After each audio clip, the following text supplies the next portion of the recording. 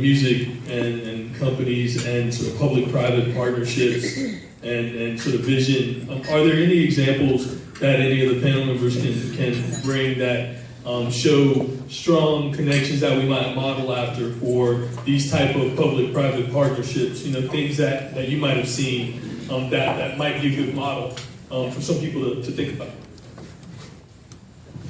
I'm sorry, we were talking on the side. Just really thinking about models of public-private partnership that might exist, that we might be able to model after. Go with it. Actually, we have one that's in the house right here, and why don't you come on up? Because you can go ahead and talk about some of the things that we've done already and what we'll be doing in the future.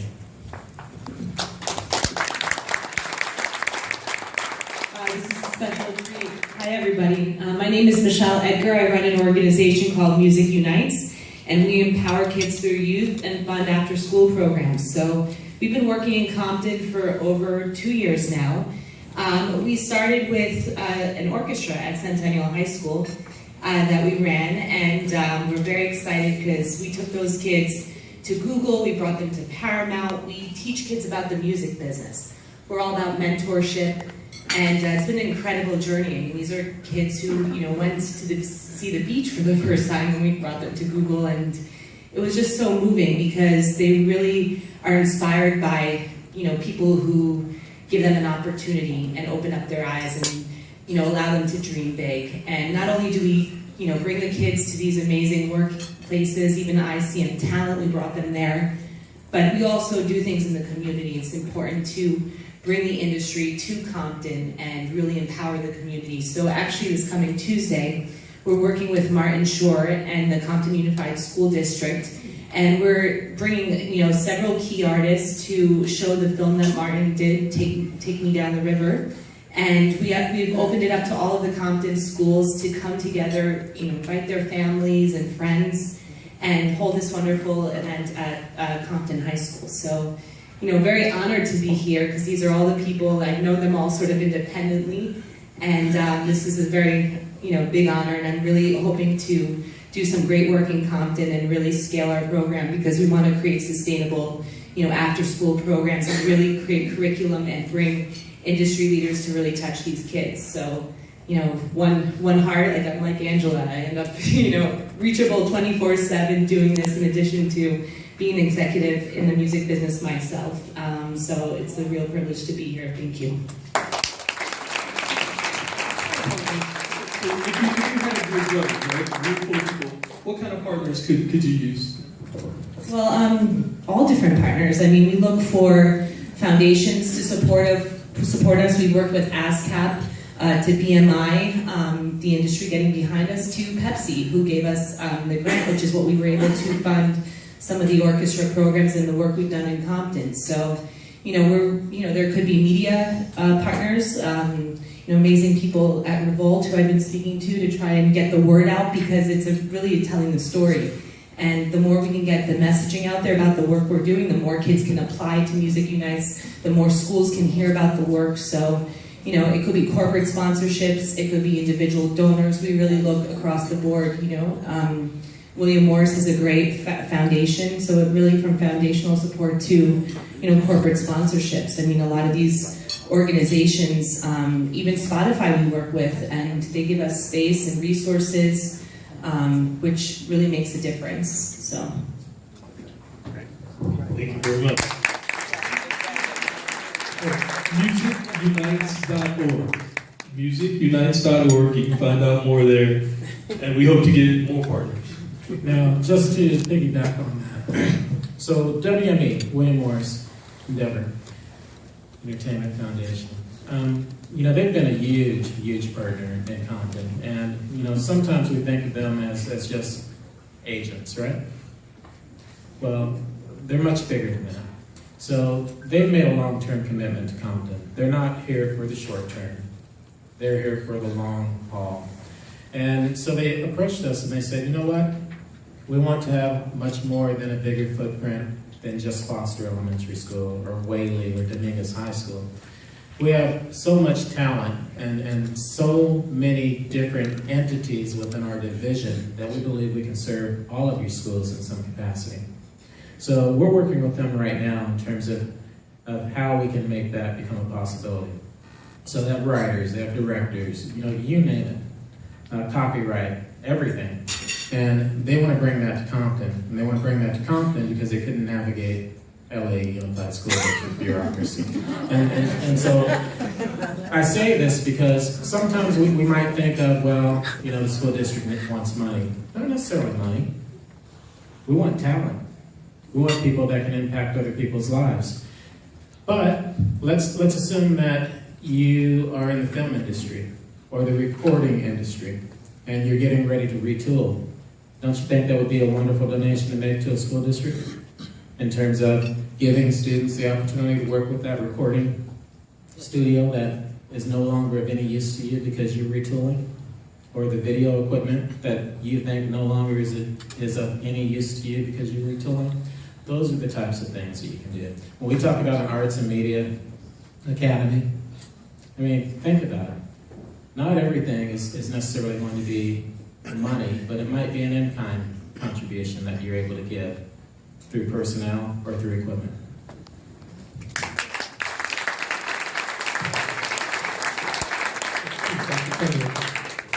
Well, I just wanted to kind of come behind that. Is true. Most of our children lack access.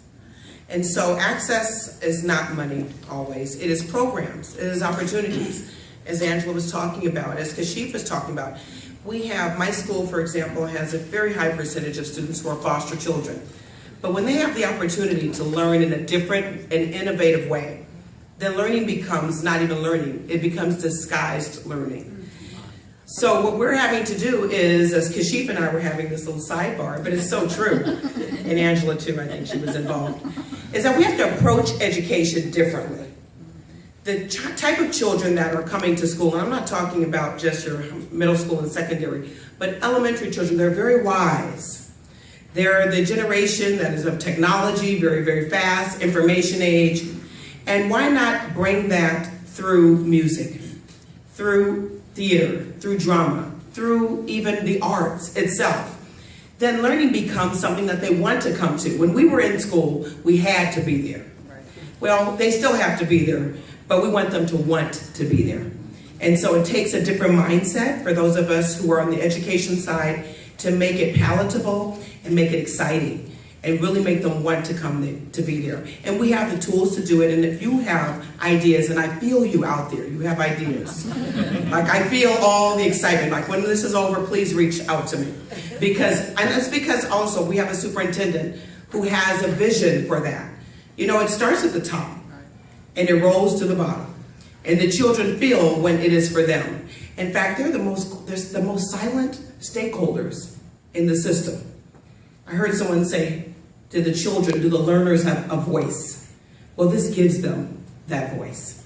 So if you could help us to think about how we might even retool what we do and how you might be able to help us, let's partner and make that happen. Thank you. I just want to piggyback on the subject of access, right? So, we talked about a symphony and an orchestra, and I'm sure that instruments are a big part of that symphony and that orchestra. There's also ideas about software and some of the latest tools and things. We take certain things for granted, but, the idea of understanding, so let's even think about Pro Tools, right? And so, I thought I was still in the game with Pro Tools, and a friend here's a producer, and he's like, you just need Logic. You just put Logic on your Apple, and why are you messing around with Pro Tools? Right. So again, there may be just process, things that are happening that we take for granted that need to make it into the school system and into the program. We take for granted that you can walk into your house and you have broadband access and you can download big files and you have a Dropbox account and all those kind of things. Well, what about that infrastructure, right? What kind of servers can we move music around? How do we get collaboration? How do we make sure we do Skype connections like we just did here? Part of these ideas are, we know everybody can't be in a classroom but you could possibly take 15 minutes, 20 minutes out of your day, as we've asked from the White House, in order to sit in front of a computer on a Skype and share information with a broader group of people, one to many. So I just ask you to think about the things we take for granted, the process that we all do. You walk into an office, if the broadband connection goes down at your office, everybody's going home. So think about walking into a classroom that the Wi-Fi is oversubscribed, or this classroom doesn't get the Wi-Fi, or whatever the case may be. Or if they walk in home from school, if you could get them an iPad that could get Wi-Fi connection, can they go home and have a hotspot? Right? How do they do that? So LA Unified rolled out a whole bunch of iPads and didn't necessarily have the programming. So I think you're trying to do it right though, but putting the right things in place, put the first things first. I'll make it even better. Compton is fully connected. And Compton has 5 schools that receive the Apple Connect Data Grant. We were the only school district in the nation that had 5 or more, 5 schools receive that. So all the students are outfitted with an iPad at each of those schools. Computer labs, you name it. Apple came through. That was part of the president's challenge.